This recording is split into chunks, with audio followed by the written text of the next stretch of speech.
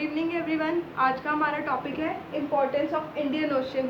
अगर हम पहले की बात करें तो इंडियन ओशन को जो हमारी गवर्नमेंट थी, जो पिछले कुछ दशकों या कुछ डेकेड्स की जो गवर्नमेंट थी, वो इतना ज़्यादा इम्पॉर्टेंट नहीं मानती थी। वो सिर्फ इतना सोचती थी कि यार ये एरिया है जो हमें बाकी के जो देश है उनसे कनेक्टेड करता है। बेसिकली एक ये वाटर रूट है जो इंडिया को और देशों से कनेक्ट करता है। बट आज के टाइम में इसकी इम्पोर्टेंस सिर्फ यहाँ तक नहीं है, इसकी कहीं ज़्यादा, बहुत ज़्यादा ही हम ये कह सकते हैं कि अब एक महत्वपूर्णता है हमारे इंडिया के लिए। तो आज हम उसी के बारे में जानेंगे।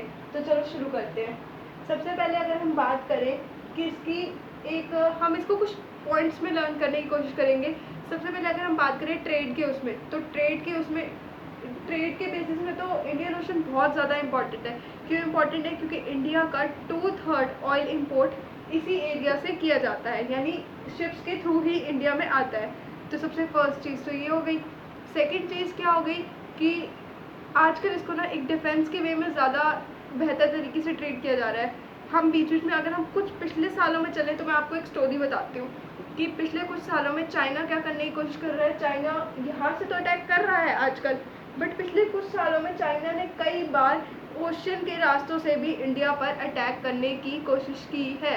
और आज भी चाइना एक अपनी एक स्ट्रैटेजी अपना रहा है जिसको बोलते हैं one belt one road initiative, जिसके अंदर चाइना क्या कर रहा है, यहाँ पे जो भी ये इंडियन ओशन वाले जो पॉइंट्स है ना, जैसे यहाँ पर बांग्लादेश हो गया, मतलब ये जो बे ऑफ बंगाल वाला रीजन हो गया, श्रीलंका पे एक पोर्ट हो गया, यहाँ आगे जाके एक कंट्री है उधर, मतलब इजिप्ट है, उधर एक पोर्ट हो गया। तो वो यहाँ पे ना पोर्ट्स बना रहा है, पोर्ट्स खरीद रहा है। बेसिकली वो क्या कर रहा है, और कंट्रीज में जाके अपनी जगह खरीद रहा है, वो भी कौन सी, जो इंडियन ओशन से कनेक्टेड है। अब आप खुद सोचो कि यहाँ से चाइना घूम कर अपने पैसिफिक ओशन की साइड से यहाँ पर एक पोर्ट बना रहा है, अपने लिए जगह बना रहा है, उसके बाद वो यहाँ पर बना रहा है, फिर यहाँ से होते हुए वो आगे जाएगा। तो इसका मतलब पूरे इंडियन ओशन में कहीं ना कहीं अपनी कुछ ना कुछ स्ट्रैटेजी तो अपनाने की कोशिश कर रहा है, जो कि हमें दिख रहा है। तो यही बात है कि इसी चीज़ के बेसिस पे हमारे पास कुछ प्रॉब्लम्स भी हैं जो इंडियन ओशन की वजह से इंडिया को फेस करनी पड़ रही है। पहली प्रॉब्लम हम जानेंगे, पहली प्रॉब्लम है पायरेट्स, प्रेजेंस ऑफ पायरेट्स जैसे कि समुद्री डाकू, जो कि हम कहते थे, जैसे हमने पुराने कार्टून्स वगैरह में देखे हैं। अगर हम समुद्री डाकुओं की बात करें, जब भी यहाँ से इजिप्ट से, दुबई से या यूएई से कोई भी पेट्रोल का जहाज़ चलता है तो वहाँ पे है गल्फ ऑफ अदन, मीन्स अदन की खाड़ी। मतलब जैसे यहाँ पे बे ऑफ बंगाल है ना, ऐसे ही उसी साइड गल्फ ऑफ अदन है।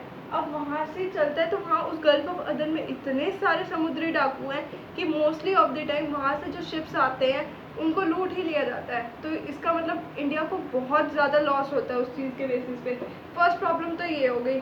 सेकेंड प्रॉब्लम क्या है कि जो चाइना ये one belt one road initiative कर रहा है, अगर इस अकॉर्डिंग से चाइना यहाँ से कवर कर लेगा, ऊपर से तो चाइना ने करा हुआ है, यहाँ से भी कवर कर लेगा, यहाँ से भी कवर कर लेगा और उस साइड से भी कवर कर लेगा। एक तरीके से वो इंडिया को चारों तरफ से घेरने की कोशिश कर रहा है। और इसके अलावा हम अब अंदर की स्ट्रैटेजीज तो हमें नहीं पता। इसी चीज़ से कोप अप करने के लिए इंडियन गवर्नमेंट ने भी कुछ इम्पोर्टेंट स्टेप्स उठाए थे, जो कि एक आया था प्रोजेक्ट मौसम। प्रोजेक्ट मौसम को नाम तो कुछ और दिया गया या उसके एम्स तो कुछ और दिखाए गए, बट जो डेली न्यूज़ पढ़ते हैं उनको पता होगा कि ये mainly one belt one road, यानी ये वाला जो बेल्ट है जो चाइना बना रहा था उसी के साथ कोप अप करने के लिए ये इनिशिएटिव लिया गया। अब अगर हम प्रोजेक्ट मौसम की बात करें तो इसमें इंडिया ने क्या किया, इंडिया ने एक नीति अपनाई। वो नीति क्या थी कि इंडिया के साथ जो भी ये कंट्रीज़ है, जैसे यहाँ से मालदीव्स हो गया, श्रीलंका हो गया, इस साइड वाले कुछ कंट्रीज़ हो गई, और इधर से जो भी इंडियन ओशन से कनेक्टेड है, उनके बीच कुछ कल्चरल, कुछ इकोनॉमिकल या कुछ ऐसी सिमिलैरिटीज़ बनाना और ज़्यादा से ज़्यादा ट्रेड करना, जिससे कि हम दोनों के जो रिश्ते, इंडिया और बाकी देशों के जो भी रिश्ते हैं, वो थोड़े अच्छे हो पाए, वो थोड़े सुधर पाए, ताकि अगर कल को फॉर द टाइमिंग अगर फिर से चाइना कोई अपनी नीति अपनाता है तो कम से कम एटलीस्ट वो देश उस समय इंडिया का साथ दे। तो इसीलिए प्रोजेक्ट मौसम को नाम तो ये दिया गया, और इसके अलावा इसका एम भी यही रखा गया कि थोड़ा ट्रेड में बढ़ावा हो और थोड़ा कल्चरल सिमिलैरिटीज़ हो। बट डीप डाउन हम सभी को पता है कि one belt one road initiative के बाद ही ये प्रोजेक्ट मौसम